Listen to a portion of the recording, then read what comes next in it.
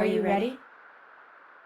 Conrad opened his eyes to see Death standing over him, wearing a long fur coat that glistened with snow. Death's pale bony hand, with a ruby ring on each finger, reached towards him. I looked for you at the Battle of Kaliningrad.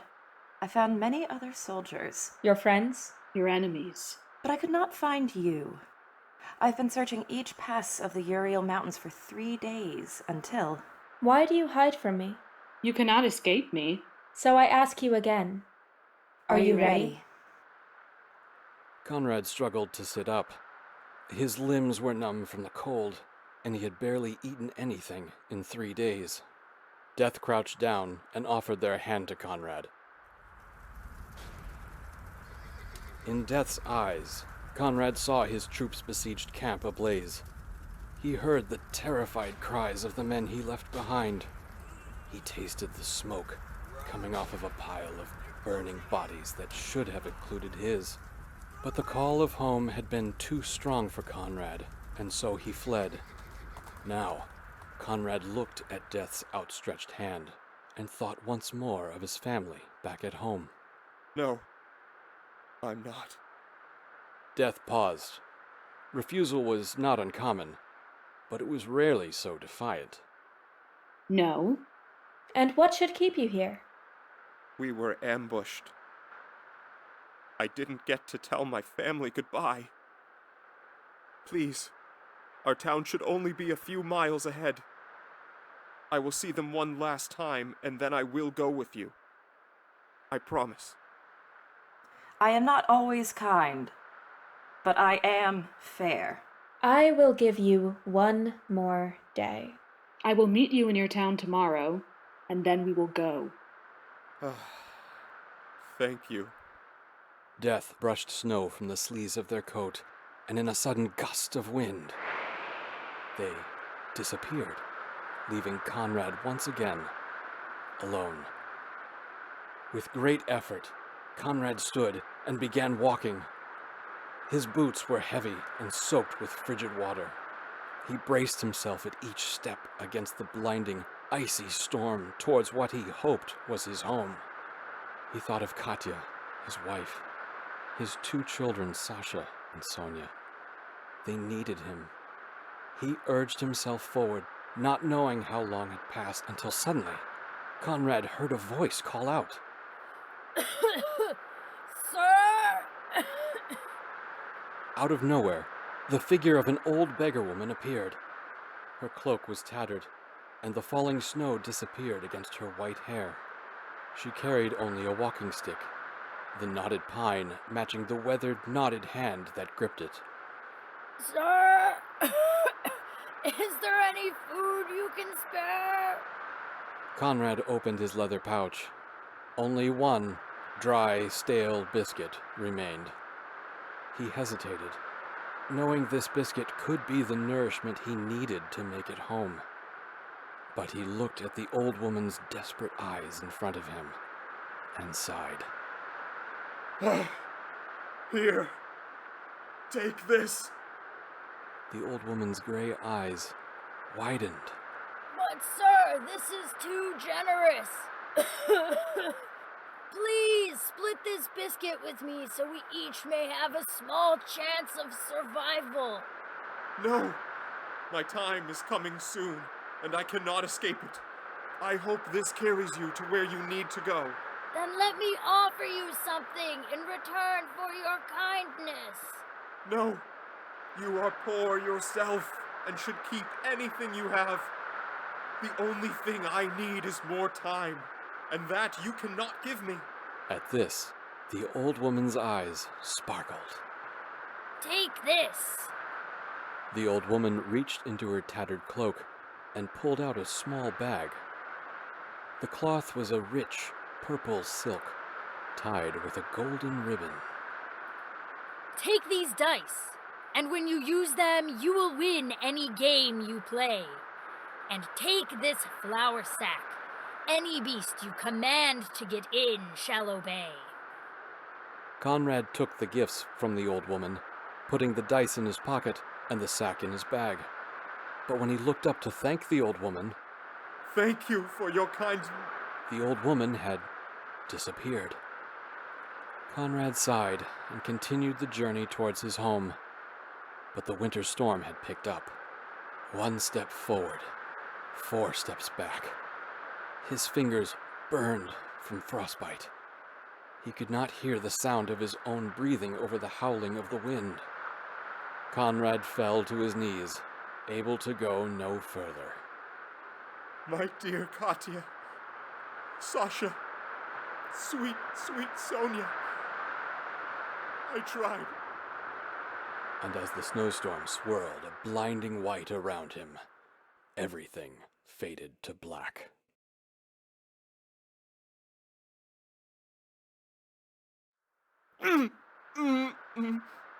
Conrad felt a heavy boot nudge his side. For the 2nd day in a row, Conrad opened his eyes to see death standing over him, in a long fur coat, glistening with snow. I looked for you in your town. I found the miller and a small girl of 9, but I could not find you. I am sorry you did not make it. But I was fair and gave you another day. So I ask you again, Are you ready? Conrad hesitated as Death crouched down and offered their hand. No. Death snapped up and straightened their coat.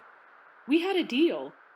Death's icy stare cut through the winter storm like glass. I didn't make it to town. I didn't reach them. I need more time. You've been given more than enough. 1 more day. Death reached out their bony hand towards Conrad. No. Conrad felt his family slipping quickly away from him. Please. No! Suddenly, Conrad felt the dice heavy in his pocket. What if we played a game for it? What sort of game? 3s. Conrad pulled out the purple cloth bag of dice, tied with a golden ribbon. If I win, I have 1 more day to get home to my family. Then I am yours. If you win, I will go with you now. I promise. Death fiddled with the ruby rings on their pale, bony fingers, considering. Conrad's time was overdue, but Death did love a game. Let me raise the stakes. If you win, I will grant you another 10 years. I will return you to your home, to your family, where you will all live in health and happiness for 10 long years. After which, I will come for you, and you alone. If you lose this game, however, you shall come with me now. And we will go and collect your wife to join us. She is already ill with pneumonia, and she may not make the week. The choice is yours. Conrad gasped. Tears would have fallen, but they froze on his cheeks. Without money for medicine, Katya would likely die within the hour. He thought of Sasha and Sonia. Who would care for them? Conrad gripped the bag of dice in his pocket and hoped the old woman was telling the truth. Deal. Death smiled, and suddenly, a table and 2 chairs appeared. Death gestured to Conrad. Have a seat. Conrad put down his soldier's bag, took the chair across from Death, and they began to play. Conrad took the first round with 9 and 6 over 8 and 4, but Death took the second round, and the third, and the fourth and fifth. Around them, the wind screamed and the snow spiraled. The sound of the dice knocking against the table cut through the storm.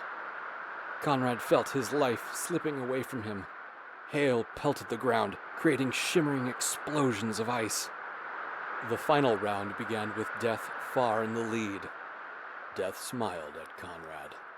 I'll go first. Death rolled. The dice clattered on the wood and then were still. There was a pause. Then Death cackled. 12 and 10. I do love games, and so rarely get to play them. But now it is time for you to go with me. Take your final roll and let us leave. Conrad breathed in, closed his eyes, and rolled. The dice clattered, and then they were still. You cheated! Conrad opened his eyes. Freeze! Death lunged across the table toward Conrad. The dice spilled onto the ground. I am fair and just. And you cheated me. Conrad fell backwards over his chair and frantically crawled, feeling the heat of Death's rage getting closer behind him. I come to all. Conrad reached his soldier's bag. And I shall have thee. Conrad dug into his bag, rifling, searching, and finally felt the flour sack. And just as Death grabbed the back of his coat, Get in the sack! I command thee! Conrad held open the flour sack firmly, panting. Death fell silent. Suddenly, as if pulled by an imaginary string, Death was dragged into the sack. Conrad quickly tied the rope into 1,000 knots until he could be sure that Death could not escape. Finally, the bag was still and did not move. Relieved, Conrad sat back. He looked around him and noticed the snow had stopped falling. The wind was now a small breeze, and a calmness Conrad hadn't felt in weeks came over him. He gathered the dice, hoisted the sack and his soldier's bag onto his back, and began walking towards his home. The lights of the town got closer and closer, and when he reached the gate, Conrad saw his 2 children rushing for him. Papa! Papa! Sonia! Sasha! He folded his children into his arms, and then they led him home, where Katya lay on a straw bed near the fire. Conrad knelt beside her and gently touched her face. Katya, Her eyes fluttered and opened slightly. Katya, I'm home. And you will heal. And you will never be ill again. Katya smiled weakly, and Conrad embraced her. He was home. Conrad made a stew from what vegetables he found and spooned it past Katya's lips, warming her from within. Just as he felt his own fingers begin to tingle and regain feeling, Conrad saw Sonia pick up the flour sack. Sonia, stop! Sonia froze. Conrad staggered to his feet, throwing the bowl of soup dangerously close to the fire. Papa, I'm just putting away your things. Sonia, give it to me. He ripped the sack from Sonia's arms. Don't ever open this. Any of you. Conrad hid the flour sack in the darkest corner of their home. Then he collapsed on the bed and finally began to sleep. And for 200 years, there was no death. The earth grew lush. Trees stretched to the sky, almost kissing the stars. Flowers sprung, covering meadows and fields in dizzying colors. Babies were born and grew into children, into adults, and into elderly men and women. And Conrad grew older too. He watched his children create families of their own, and fell asleep every night holding Katya, falling deeper and deeper in love. But, as the years passed, he watched the flowers overgrow, making the hills a nauseating kaleidoscope. The streets became crowded with throngs of people, most ancient and weary. And one morning at breakfast, he and Katya finally ran out of things to say. She avoided his eyes as she took his bowl to the wash bin. Conrad sighed, closed his eyes, and realized. It is time. Conrad looked at the sack that had lived in the darkest corner of his home for 200 years and started towards it. His bones creaked with every step in time with the floorboards. He touched the 1,000 knots of rope he had secured so long ago. His fingers, no longer nimble, struggled to pull apart the strands. For 10 years, he pulled and pulled.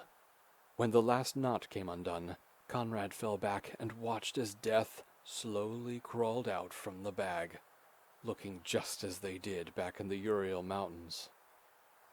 Death observed the overgrown flowers, the weeds that could not be cut, the people that flooded the streets. Death turned their gaze to Conrad, who sat weak and withered. They straightened their fur coat, adjusted the ruby ring on each finger, and asked, Are you ready? Conrad reached out for Death's hand. Yes. Death took Conrad's hand, and they slowly walked out of the house. Behind them, flowers began to wilt. Leaves fell. The ancient collapsed in the streets. The town wailed and the earth decayed. But they kept walking and walking, and eventually, seeds began to grow again. The seasons changed. The snow fell once more. And, as it was always meant to, time went on.